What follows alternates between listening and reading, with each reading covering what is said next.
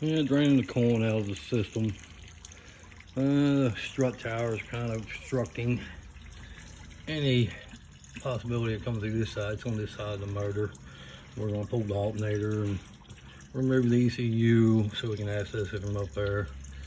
Then we want to get coolant drained out before we even attempt. That way we don't get a shower. Or at least limit the amount of coolant that hits the floor. And we will recover and stick it back in for a customer without having to add too much.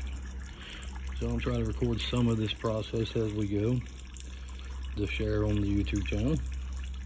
Remove the ECU to access the purge over there in the back, which is a little hidden back there, but it's down in that hole there. We'll get a little more room once we pull the ECU off. And for the thermostat, we're going to just remove the alternator, not all the way, just unbolt it and pull it forward.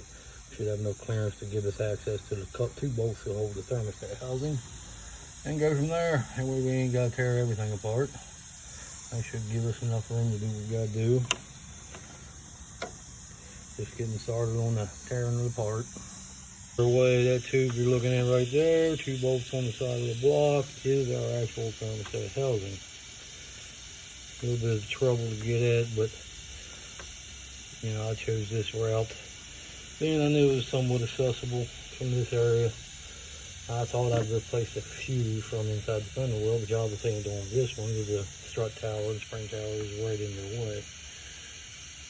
But we can get to it here fairly easy, not too bad. Place the thermostat, put it back together, get our purge on, computer back in, then do a couple tests to verify 6 is in place. A little good look at the setup of the bait. No coolant back. I get the coolant back in the system.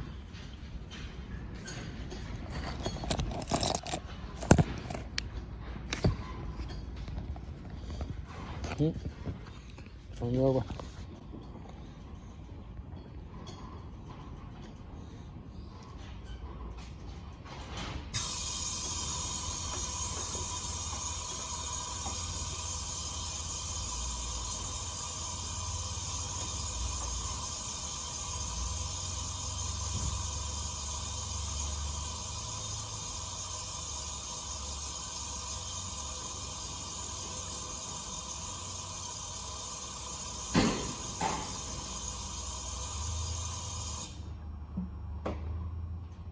Real good.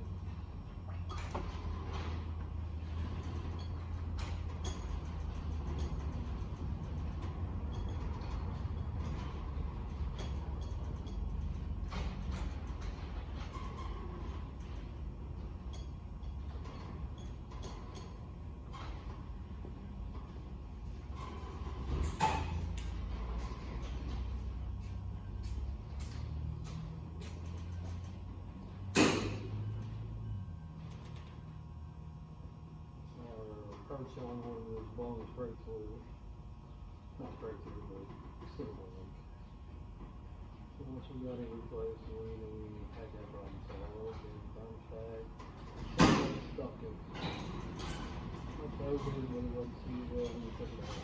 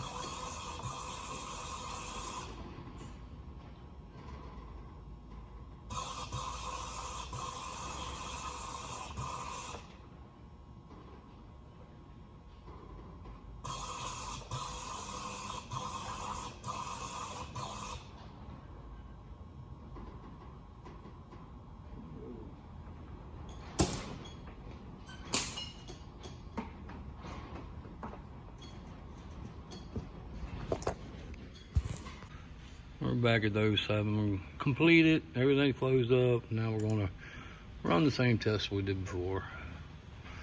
Clear out codes if they're still there. We had battery disconnected. We're not sure. Let's check real quick.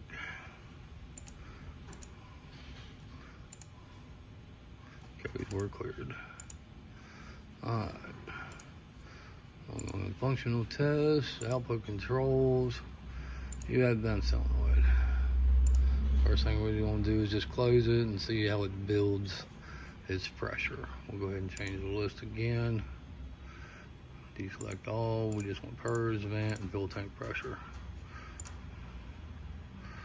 Alright, here is our pressure. We'll go ahead and put it on the damn graph. We're setting at 0.9. Turn it on. We'll hear it close. See if it starts to build some pressure. Should build some. Ain't that warm in here today, but it should build a little. Doesn't seem like it's building much.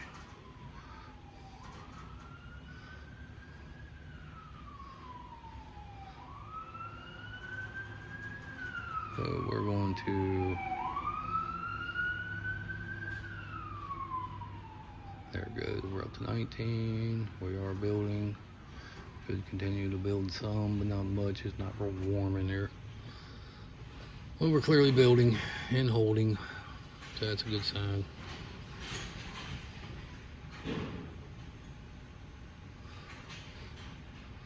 You see it jump up just a little more, but it may not. But like I said, because it's not that cold in here today. I mean, warm in here. I'm probably 68. It's nasty outside. Alright, so we're going to open it up. We're going to start it, see if we're pulling any vacuum or not. And then we're going to seal it and see if it's doing anything. Same test we did before. And then we'll go to the thermostat that warm up. Monitor point. Doesn't look like we're pulling any vacuum. Everything looks good. Turn it on. Going, sealed. And we're still showing a negative vacuum, I mean a positive. It's actually building pressure because the fuel's being pumped back into the tank. Building some pressure, so it's a good sign. It's not pulling a vacuum like it was before. But now we're going to exit. I won't film all this. We're going to go to data and monitor temp. That's what we want to see. I'm gonna wait for it to open. I'll probably grab another clip of that when it changes just to show you. Custom, deselect,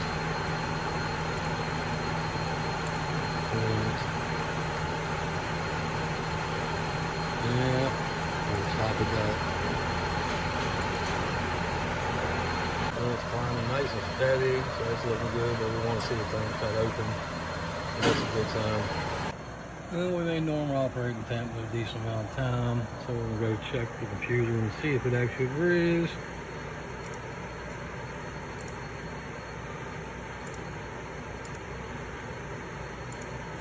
We'll type in 0128. We're going to see if we get a pass this cycle. There it is. Pass. Ignition cycle. So we're looking good now. We'll jump into EVAP real quick. Guess we can do a PO496. I don't think it's going to run it already though. Yeah, it's not run. It's suspected. It takes longer. But we're just going to go into data and look at EVAP. We should be pulling a little purge. We're doing 14%. And it's holding it at 0. And we're making pressure with the pump running, as you've seen in an earlier clip I just posted. So we're looking good. Looks good. Alright. I'm going to check operation of the purge real quick.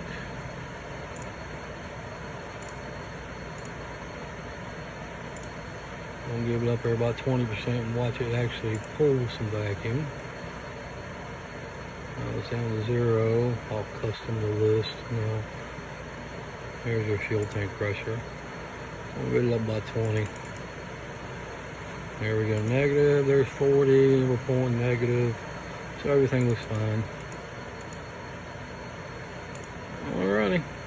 we're looking good. We'll go ahead and check codes real quick. We'll see if anything's set while we're horsing around here on the scan tool. It looks good. Done this one.